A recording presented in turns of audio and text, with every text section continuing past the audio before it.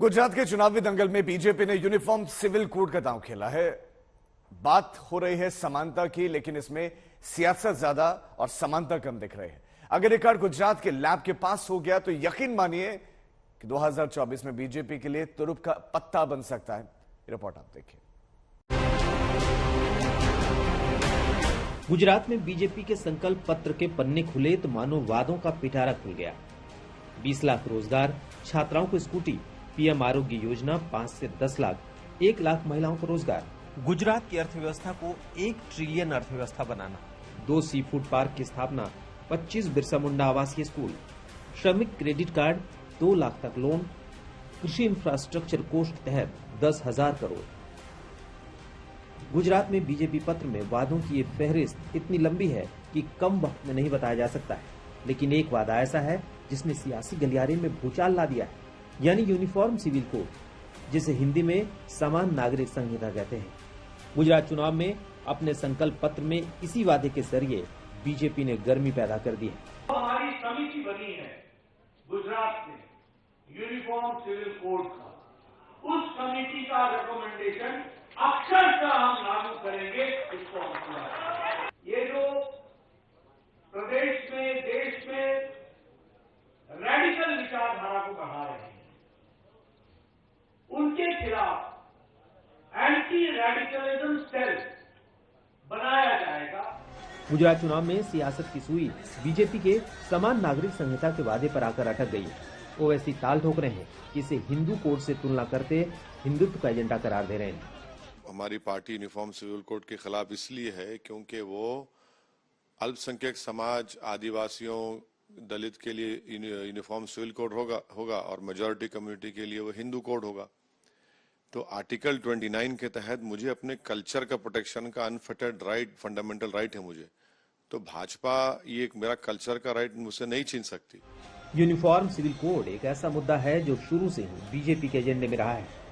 1989 के लोकसभा चुनाव में पहली बार बीजेपी ने अपने घोषणा पत्र में समान नागरिक संहिता का मुद्दा शामिल किया था। पिछले लोकसभा चुनाव में भी बीजेपी ने अपने घोषणा पत्र में इसे लागू करने की बात कही थी।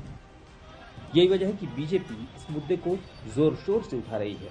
इस मुद्दे को लेकर देश के गृह मंत्री कई बार अलग अलग मंचों से समान नागरिक संहिता लाने की वकालत कर चुके हैं।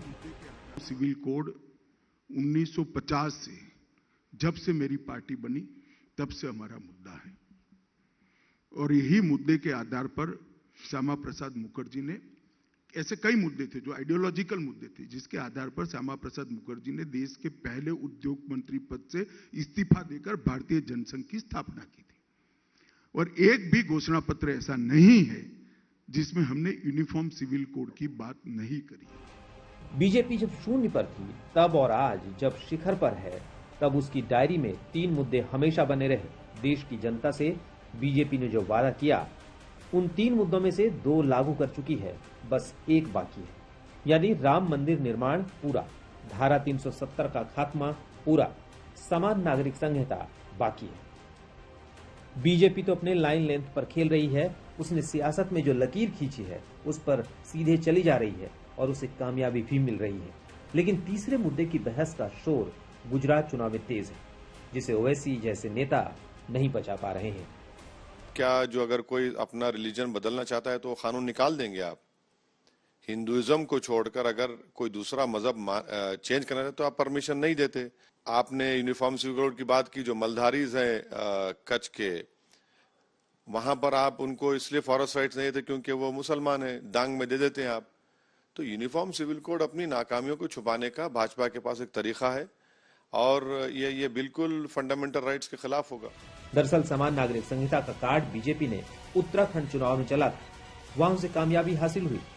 हिमाचल चुनाव में भी सरकार बनने पर यूसीसी का वादा कर दिया। इतना ही नहीं, अब तो बीजेपी शासित दूसरे राज्य भी इस पर मंथन कर रहे हैं। लेकिन बीजेपी के लिए असली लैब तो गुजरात है, जहां समान नागरिक संहिता का टेस्ट होना है। अगर वोटरों के लिटमस टेस्ट में ये मुद्दा पास हो गया तो 2024 में इसे जोर शोर से बीजेपी भुना सकती है। इसलिए गुजरात चुनाव को 2024 के लिए बड़ा ट्रेलर माना जा रहा है। अहमदाबाद से गोपी घांगर के साथ आज तक ब्यूरो।